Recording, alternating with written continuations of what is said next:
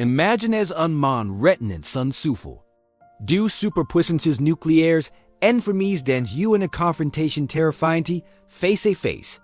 La sorte au humanite ni tient qu'un fil. C'était la crise des missiles de Cuba de 1962, connu pour être l'épisode le plus proche d'un Armageddon nucléaire que le monde ait jamais connu. Mais que se passerait aussi au milieu de la diplomatie et en jeu élèves et des blocs navals, une seule escarmouche aérienne non reconnue nous plonge presque tous dans l'abîme. Les livres d'histoire religent souvent les menus politiques, les accords secrets, les trésors de terreur mondiaux. Mais elles évoquent rarement la guerre aérienne désespérée et silencieuse menée au-dessus de Cuba. Au lavage de pilotes courageux et les actions d'équipages au so nerveux orient. Puis, à tout instant, déclencher la Troisième Guerre mondiale. Il n'y s'agit pas seulement d'avions espions, il s'agit de combat aérien qui a failli avoir lieu. Une bataille de jets catchy, qui aurait pu faire pencher la balance et déclencher l'enfer.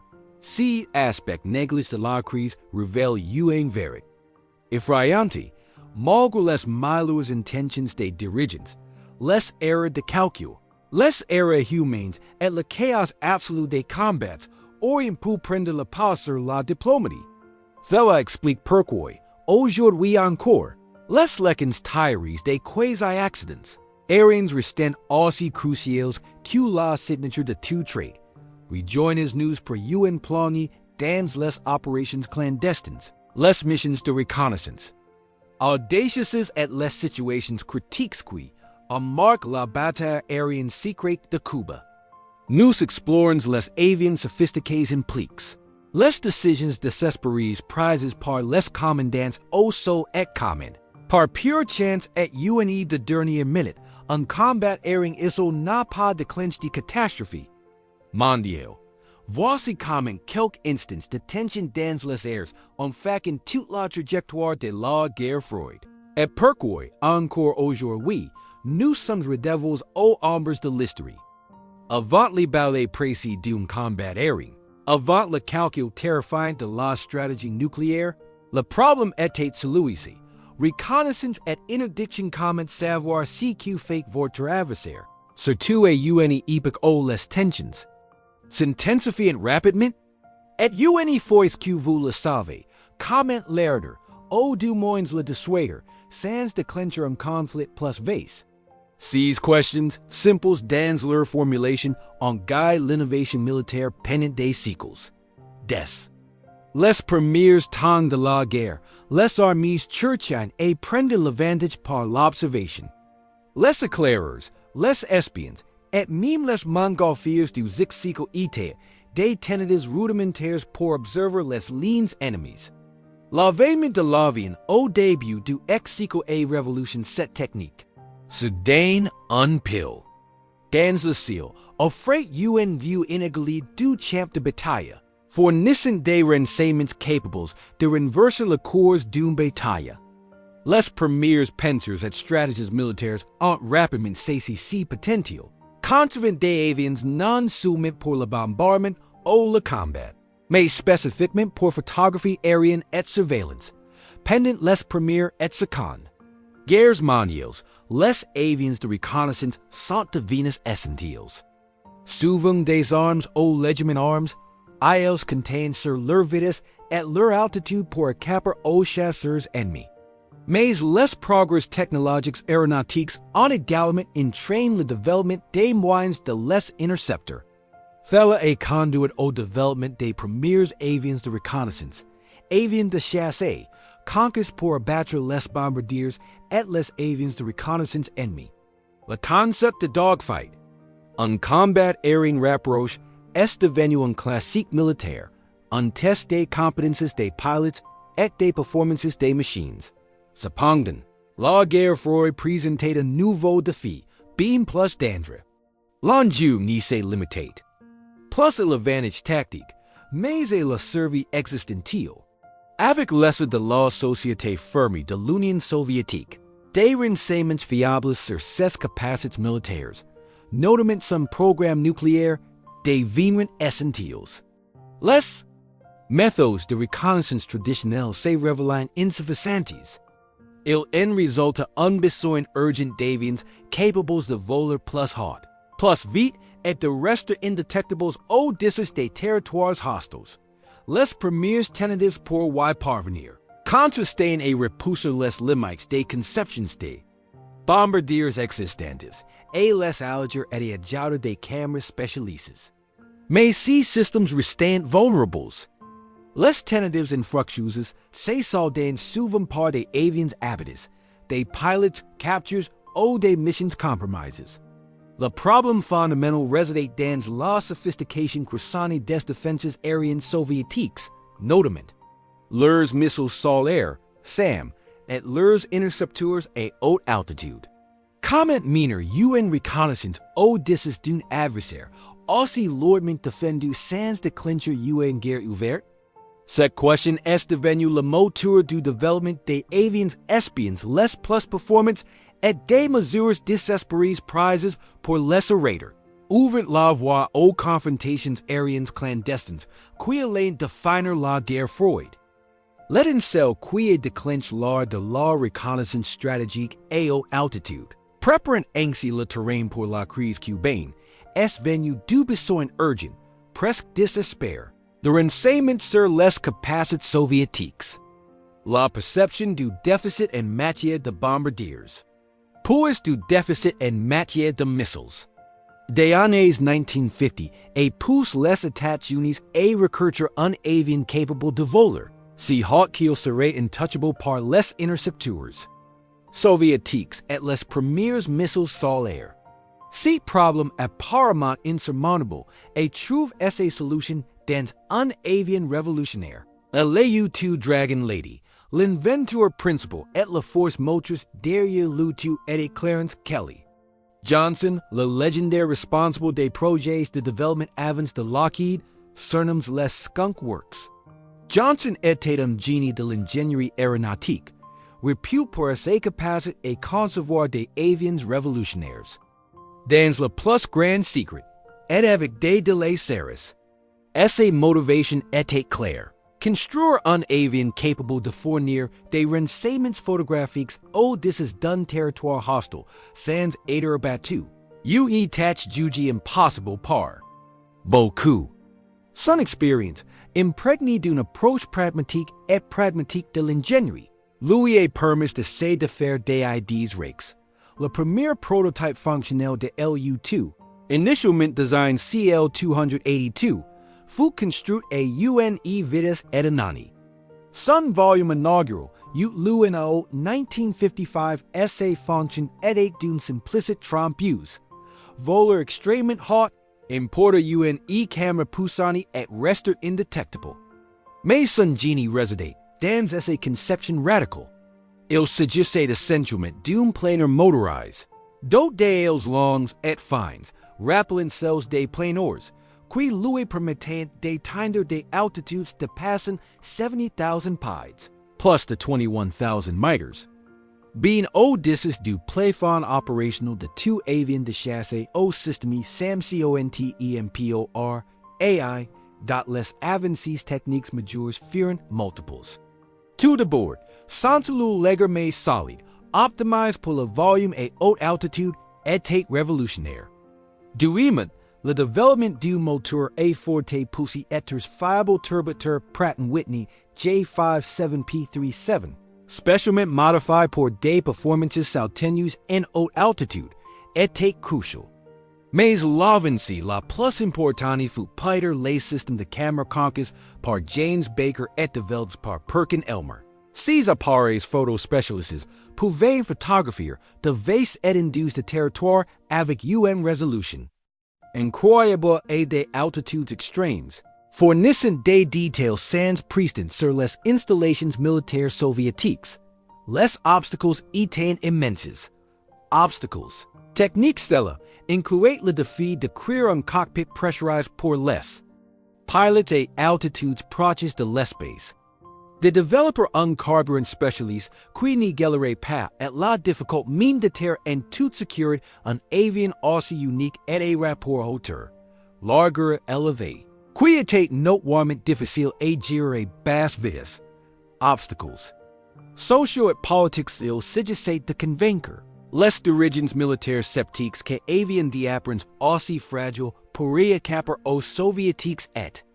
Surtout, de maintenir le secret absolu author de son développement et de ses operations. Contraintes financières besoins étaient importantes pour un projet de cette nature. Mais l'impérieuse nécessité du renseignement et finalement nécessite un financement quasi-limite. Johnson et son équipe ont surmonté ces difficultés grâce à leur persévérance dans la résolution des problèmes, leur volonté de remettre en question les normes, et la création d'un environnement de travail hautement isolé et secret. Propres à une innovation, RAPIDE. La première réaction mondiale et la découverte de l'U2 fut l'ignorance totale. En dehors d'un cercle tours restreint de services de renseignement américains et alliés. Pendant des années, son existence fut un secret bien gardé. Pour les soviétiques, leur réaction fut une frustration et un désespoir croissant. Tandis que ces avions phantoms survolaient à répétition leurs sites les plus sensibles, intouchables et invisibles.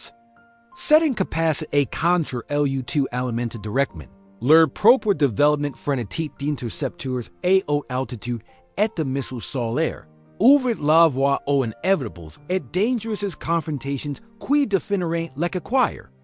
Aérien de la guerre Froide. L'étincelle était allumée, et le ciel de la guerre Froide n'y serait plus jamais le même. Le retenait initial et incontesté l'U2 dans le ciel soviétique marqua le début d'une ascension. Pour l'use de la reconnaissance aérienne et, inévitablement, de l'évolution parallèle de la technologie des intercepteurs. Du milieu des années 1950 et la crise des missiles de Cuba en 1962. Cette période fut marquée par un jeu du chat et de la souris incessant, poussant les avions espions et leurs poursuivants et leurs limites technologiques. L'enjeu était de recueillir des renseignements cruciaux. L'enjeu était rien moins que la survie du monde, le programme U2 elle-même, et connu une opérationnalisation et un perfectionnement rapide dès partir de 1956. Qu'est-ce qui a changé? L'avion est devenu plus fiable, ses caméras plus sophistiquées et ses missions plus fréquentes et audacieuses, pénétrant plus performantes dans l'espace aérien soviétique. Qui était responsable? La CIA, dans le cadre du projet Aquatone, et gère les opérations secrètes, tandis que Kelly Johnson et Lockheed ont continué à perfectionner l'avion. Qu'est-ce qui est amélioré? Durée de la mission, résolution de la caméra et secret opérationnel. L'U2 a fourni des preuves photographiques des déploiements de bombardiers et de missiles soviétiques, éclairant directement les décisions stratégiques américaines. Et atténuant la crainte d'une zone de bombardement. Comment a-t-il été reconnu par le monde? Officiellement, son existence demeure secrète. Les recherches météorologiques américaines servent de couverture. Pour les soviétiques, c'était de qu'il fut une profonde humiliation et une vulnérabilité stratégique, alimentant une course effrénée au développement de contre-mesures. Ce désespoir soviétique est conduit à leur propre. Étape cruciale. Le développement et le déploiement de systèmes de défense anti-missile efficaces. Missiles sol-air, SAM, jusqu'à la fin des années 1950. Leurs avions intercepteurs peinaient à atteindre l'altitude de l'U2.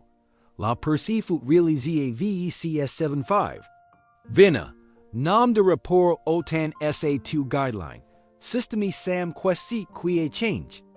Il s'agissait d'un système révolutionnaire combinant des missiles à haute altitude avec un guidage radar sophistiqué. Qui était responsable? Les ingénieurs soviétiques, avec un investissement important de leur armée. Qu'est-ce qui a été amélioré? La capacité d'engager des cibles volants à haute altitude inaccessibles aux chasseurs conventionnels. L'ASA-2 a été spécialement conçu pour contre les menaces à haute altitude. Comment a-t-il été reconnu? Son existence était un secret soviétique jalousement gardé. Jusqu'à ce qu'il obtienne son succès le plus spectaculaire, si succès. Es venu one mai 1960.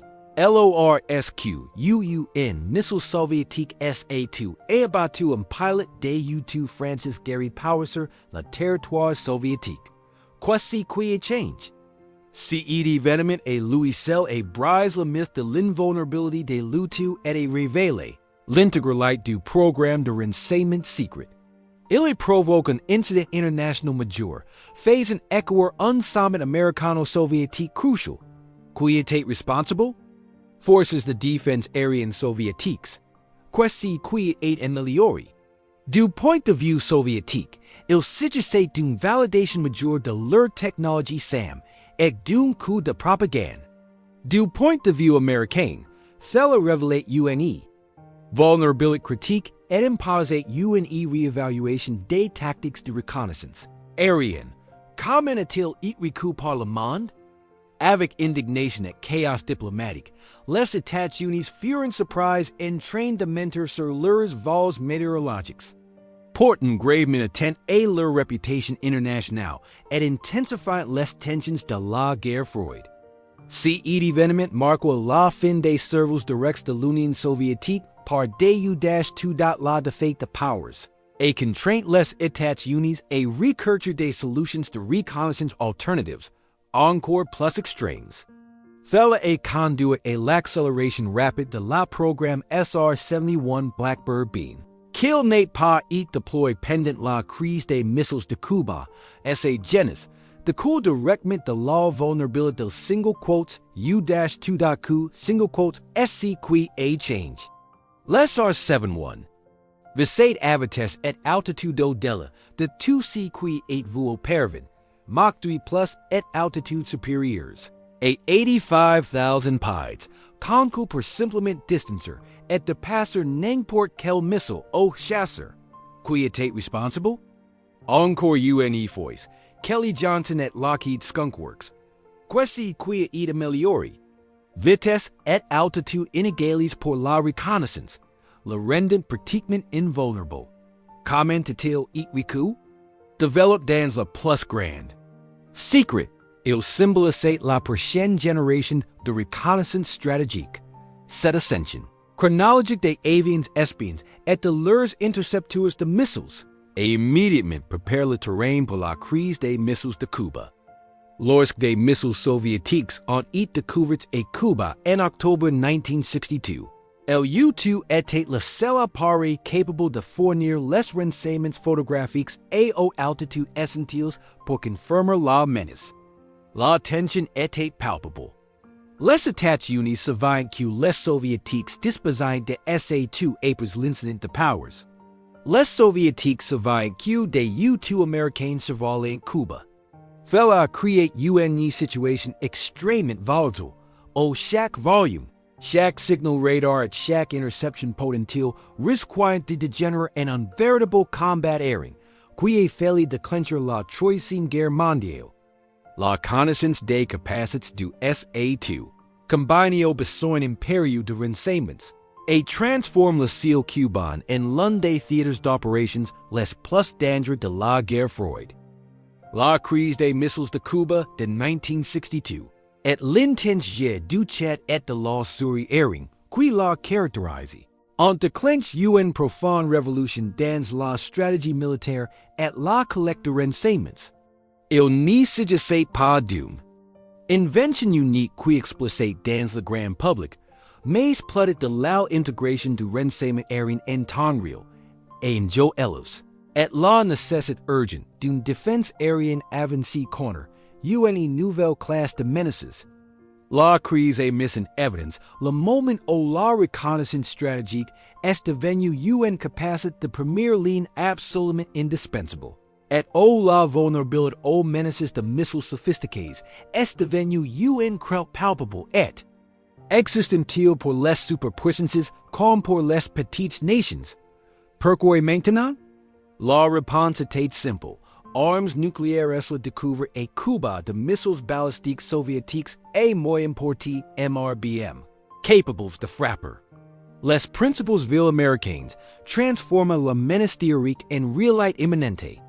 La rapidité de la crise, la rapidité du déploiement et la proximité immédiate et terrifiante d'une guerre nucléaire impactent tout collecte de renseignements. Traditionnel ni toute l'entour diplomatique. La reconnaissance aérienne. Rapide et précise, assurée par l'U2, devient la source d'information la plus cruciale, éclairant directement les décisions du président Kennedy. L'U2 n'était pas seulement un avion espion. C'était l'éloge du monde, confirmant la menace et fécondant l'ensemble de la réponse. C'était gouvernement, en particulier les États-Unis et l'Union soviétique, qui ont mis la charge. Consacrant des ressources sans précédent et la reconnaissance et la technologie des missiles et aux contre-mesures. La crise démontre que le camp disposant de renseignements supérieurs et exploitables pouvait détenir un avantage crucial, et que celui d'une défense aérienne robuste pouvait potentiellement atténuer les attaques catastrophiques. C. Changement immédiat et profond et commence à modifier la vie quotidienne, l'industrie, la communication et la culture de plusieurs manières closes. Priorité en matière de renseignement, et pour Cuba, la reconnaissance aérienne et le renseignement. Par satellite sont passés du statut d'opération secrète de niche et celui d'exigences stratégiques de premier plan. Fella a conduit et des investissements massifs dans les satellites espions, les avions de reconnaissance avancés et les centres d'analyse du renseignement, les U dans le ciel, sont devenus essentiels à la sécurité nationale. Des secteurs, comme l'art spatial, l'optique et l'informatique ont bénéficié de financements massifs, stimulant l'innovation rapide dans les technologies de surveillance, urgence de la défense, anti-missile, la vulnérabilité révélée par les attaques surprises des V2 pendant la Seconde Guerre mondiale, et amplifiée par la crise cubaine. A. Fait de la défense anti-missile un pilier central de la planification militaire. Si le trait est bien par la suite limite les systèmes à grande échelle, la crise est stimule d'intenses recherches sur les radars, les technologies d'interception, et les réseaux intégrés de défense aérienne. Chaque nation disposant d'actifs stratégiques et reconnu la nécessité de se protéger contre les menaces de missiles. Ce qui est conduit à une prolifération mondiale des systèmes de missiles sol-air, gestion de crise et communication. CETTE. Quasi-catastrophe et impose une refonte des protocoles de communication de la guerre Froide.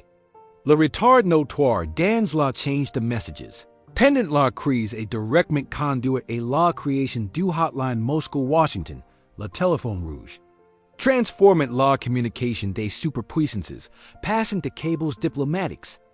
Lancé en contact direct et instantané. Ce phénomène a ensuite influencé la communication diplomatique mondiale et les protocoles de gestion de crise, sensibilisation et, par du public, la crise des missiles de Cuba est performante marque. La culture mondiale. Pour la première fois, le grand public mondial est pris pleinement conscience de la menace existentielle d'une guerre nucléaire, relayée par les images de missiles sur le sol cubain. Fella a alimenté les mouvements pacifistes et les manifestations anti-nucléaires, mais aussi la compréhension silencieuse de l'événement d'une nouvelle ère de guerre terrifiante, bouleversant le paysage psychologique de la guerre froide pour des décennies. Les confrontations aériennes au-dessus de Cuba n'étaient pas seulement une escarmouche passagère. Elles ont été le croisette dans lesquelles les doctrines modernes de renseignement stratégique, de défense anti-missile et de dissuasion nucléaire ont été faites, laissant une marque indélébile sur la façon dont les nations poursuivent et durant les conflits mondiaux. Au cours des décennies qui ont suivi la crise des missiles de Cuba, les leçons tirées de cette terrifiante danse aérienne ont permis des avancées profondes et continues dans les domaines de la reconnaissance et de la défense aérienne. Ce qui était autrefois des technologies de pointe, ni de la paranoïa de la guerre froide, sont aujourd'hui des systèmes hautement perfections, diversifiés et intégrés, font la guerre moderne et la sécurité mondiale. La progression inexorable de l'informatique numérique, de la miniaturisation des captures et de l'intelligence artificielle et révolution ses capacités. Questi qui change au cours des 20 dernières années. L'évolution s'est orientée. Resubiquite, automatisation et intégration multi-domaines, dans reconnaissance adjacente de l'U2 produire, mais les méthodes se sont considérablement diversifiées. Si l'U2 vole toujours, souvent quitte de captures modernes, la véritable révolution se situe dans transigné par satellite des constellations orbitales de satellites espions, électro-optiques, radar et synthèse d'ouverture, SAR, second. Assurant une mondiale continue avec une résolution sans précédent. Elles sont complétées par drones à haute altitude et longue endurance HALE comme les RQ-4 Global Hawk, qui offre une surveillance furtive et persistante de régions spécifiques pendant plusieurs jours. L'avènement de petits drones tactiques également révolutionne la reconnaissance sur le terrain, fournissant des renseignements en temps réel au niveau des escouades. Parmi les principaux acteurs figurent désormais les agences nationales de renseignement, comme l'INRO aux États-Unis, et les grandes entreprises aérospatiales, par exemple, Northrop Grumman, Boeing, Lockheed Martin, ainsi que de nombreux petits fabricants de drones. Les utilisations modernes vont de la vérification du contrôle des armements stratégiques et de la lutte contre le terrorisme à l'évaluation des catastrophes et à la surveillance agricole. Les enjeux incluent le renforcement des capacités antispatiales des adversaires, la surcharge de données et les implications efficaces d'une surveillance omniprésente. Pour défense aérienne, les leçons de 1962, en particulier le danger des menaces non interceptées, ont conduit au développement de systèmes sophistiqués, systèmes de défense aérienne multi-couches. Les 2 dernières décennies ont vu des améliorations significatives dans radars et réseaux phase d'autres, d'une portée et d'une précision incroyables. Ils sont capables de suivre des scènes de cibles simultanément. Les missiles intercepteurs sont devenus plus agiles, plus rapides et plus performants. Interceptions hit to kill. Détruisant des cibles par impact direct et non par simple fragmentation, comme les systèmes américains Vedette standard. Missile 3, SM3. De plus, la diversification des menaces inclut les missiles de croisière, les drones et même les véhicules hypersoniques planeurs et conduit et contre-mesures spécialisées. Le dîme de fer, comme évoqué précédemment, incarne cette capacité contre les menaces massives et courte portée. Les principaux acteurs de la défense aérienne moderne comprennent des géants comme Raytheon, Lockheed Martin, Northrop Grumman, nous, Almaz anti-Russie, et MBDA Europe, entre autres. L'ampleur de l'impact est mondial. Presque tous les pays investissent désormais dans une défense aérienne multicouche, along de la défense ponctuelle à courte portée aux boucliers. Anti-missiles balistiques nationaux. Cela protège non seulement les ressources militaires, mais aussi les infrastructures civiles critiques et les centres de population.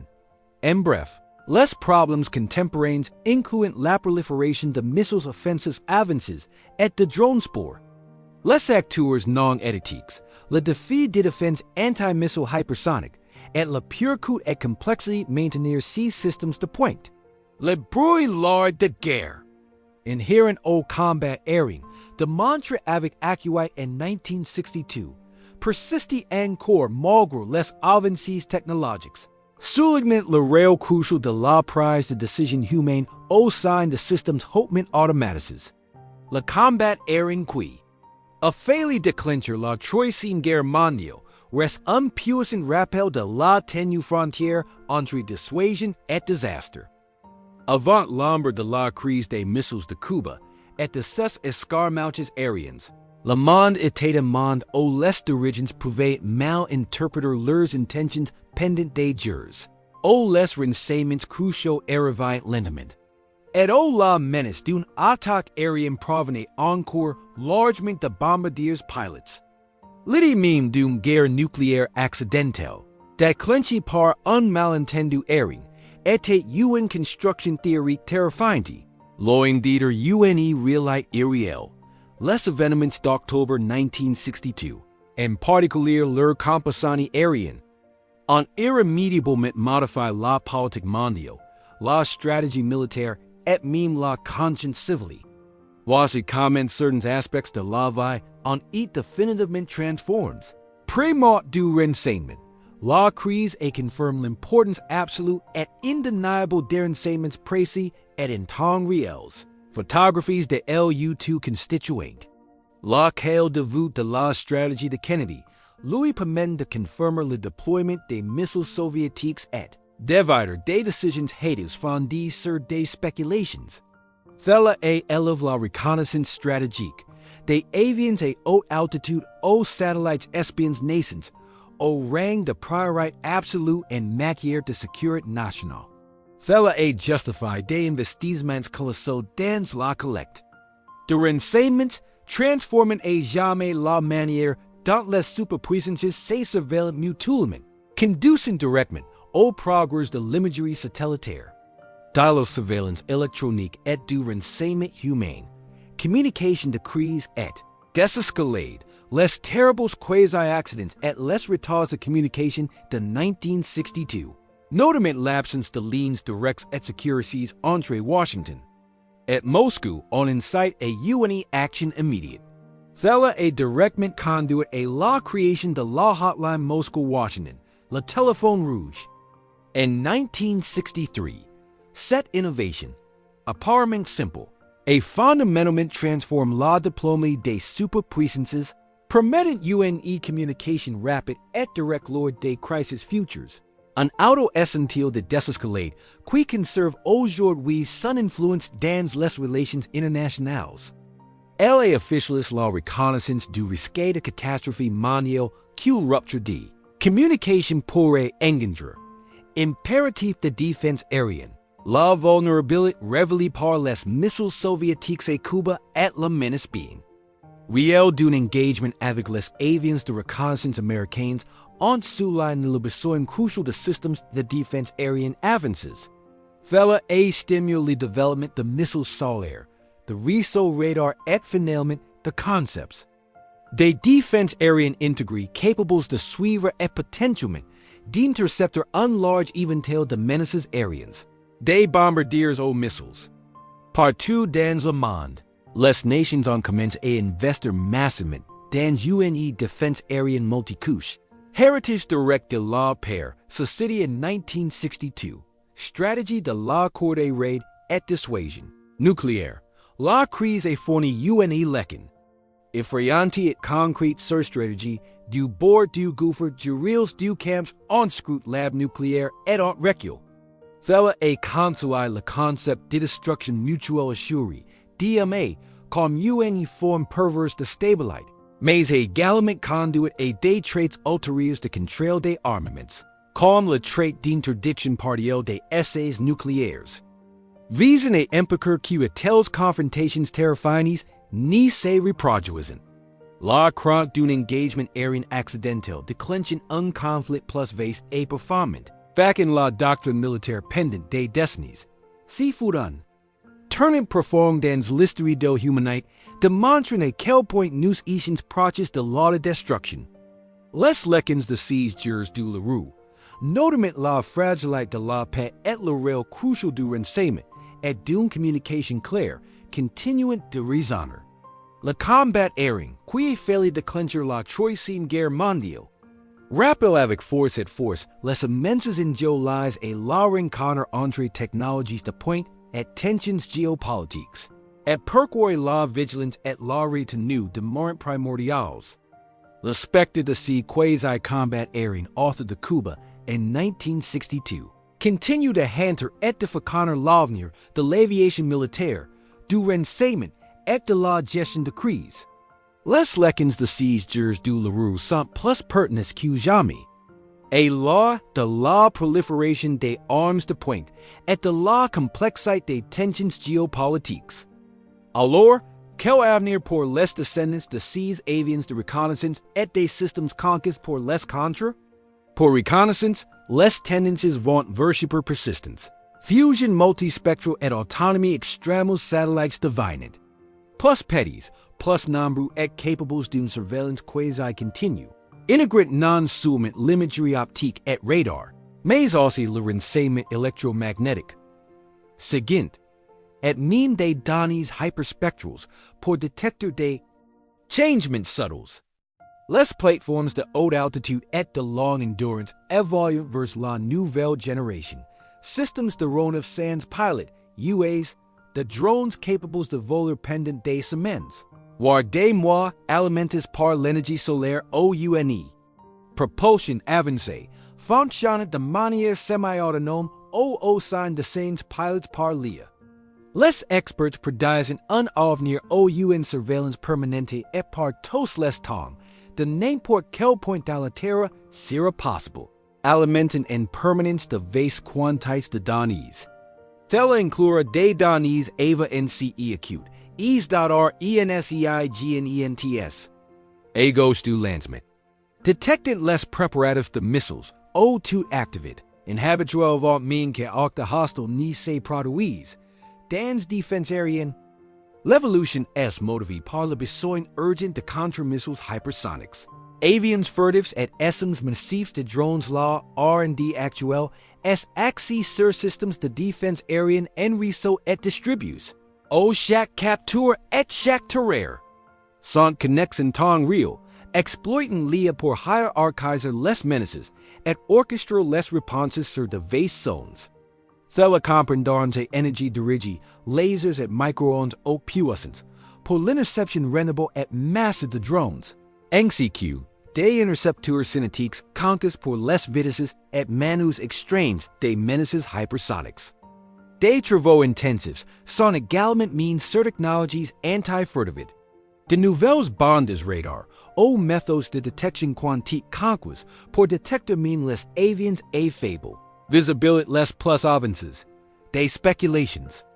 Éclairer sugrant un avenir au la frontière entre reconnaissance et combat s'estampera encore davantage. Les véhicules aériens de combat sans pilote, UCAV, pourraient devenir la principale plateforme de collecte de renseignements et de frappe de précision, fonctionnant avec un haut degré d'autonomie. Beaucoup OODA. Observer, orienter, decider. Agir, un concept crucial dans les combats aériens, sera compressé à une vitesse quasi-instantanée par l'IA, ce qui pourrait remettre en question la prise de décision humaine dans les moments critiques. Cela pourrait conduire à une désescalade plus rapide grâce à des preuves irréfutables. Ou, à l'inverse, augmenter le risque d'escalade accidentelle, dû à la vitesse de la machine qui primerait sur la prudence humaine. La Fontaine D. See combat aérien de 1962, rappelant à quelle vitesse un incident localisé peut dégénérer. Signifie que l'agent sera également mis sur outils de gestion de crise basés sur des systèmes capables d'analyser les renseignements. D.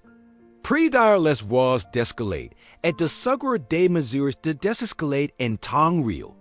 Mais des questions fondamentales demeurent. La technologie peut réellement éliminer le facteur humain de risque et d'erreur de calcul, et la capacité de tout voir. Manera-t-il à une plus grande paix, ou simplement à de nouvelles formes de conflits invisibles? Toutes mes excuses. Vous avez tout à fait raison. J'ai complètement raté la section 9 de le combat aérien, qui a failli déclencher la Troisième Guerre mondiale, la bataille secrète des avions et réaction.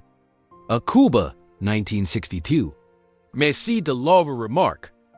De l'impératif stratégique de recueillir des renseignements aux avancées terrifiantes de la reconnaissance à haute altitude et de la défense anti-missile avancée. Jusqu'aux terribles incidents aériens au-dessus de Cuba en 1962. Nous avons exploré un chapitre méconnu de la guerre Froide. Si conflit ni cesse pas de rôle uniquement dans les sens diplomatiques, mais dans l'atmosphère rarefiée et impitoyable où un seul acte de combat aura pu déclencher une catastrophe mondiale.